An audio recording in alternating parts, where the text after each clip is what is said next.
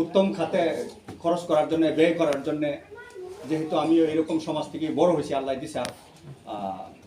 আল্লাহ এই দান সৎকার করার জন্য, মানুষের উপকার করার জন্য, উপকারী জ্ঞান, উপকারী নলেজ, উপকারী কাজ, যেটা আল্লাহর পছন্দের কাজ, যেহেতু আল্লাহ দিনের কিছু জ্ঞান আমাকে আল্লাহ দিয়েছে, এই জন্য আমি কিছু ব্যয় করার চেষ্টা করি। আমার অনেকগুলো খাত হয়তো আপনারা জানেন, আমি এটা সোশ্যাল মিডিয়া বা আমি এগুলা নিয়ে আসি না, যাতে আমি উদ্দেশ্য একটাই যে আল্লাহর রাজি খুশির জন্য আমি এগুলো করতে চাই।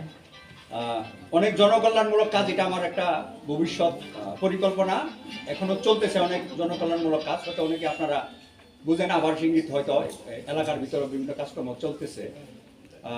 অনেক মেধাবী ছাত্রদেরকেও আমি সাপোর্ট করি, যেটা আমি কোথাও কাউকে নিয়ে আসি না বা সোশ্যাল মিডিয়াতে আমি কখনো প্রকাশ করি না, বা সেটা আমার নিয়ত না।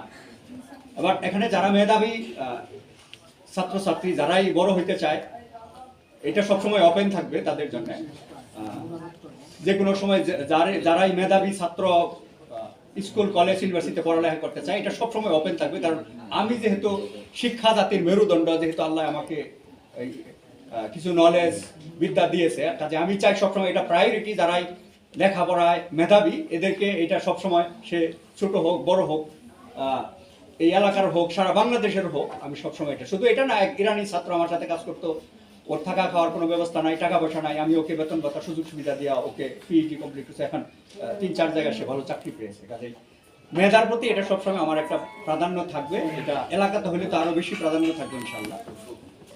সেটা আমি কন্টিনিউয়াসলি করতে পারছি। দোয়া করেন যাতে এটা আরো আমি বেশি করতে পারি ইনশাল্লাহ, আল্লাহ তৌফিক দেয়। এটা বললাম যে আমার তো লিমিটেড ক্যাপাবিলিটি, আমার আরো অনেক প্ল্যান প্রোগ্রাম আছে, সেটা সবসময় একটা আমার নজর থাকবে। আর এখানে যে মসজিদ মাদ্রাসা করার জন্যও, এটা তো আমি এখানে আসার উদ্দেশ্য যে আমি সবসময় যাই করি না, কিন্তু আমি আসে নিজের চোখে দেখি নেই সবসময়। গতকালকে আমার নানার এলাকায় ওখানে একটা মসজিদ হচ্ছে, ছাদ হচ্ছে, ওটাও আমি নিজে দেখতে গেলাম। দেখলে একটা আলাদা একটা ভাব, অনুভব, বা আসল রিয়েল জিনিসটা বোঝা যায়। অনেক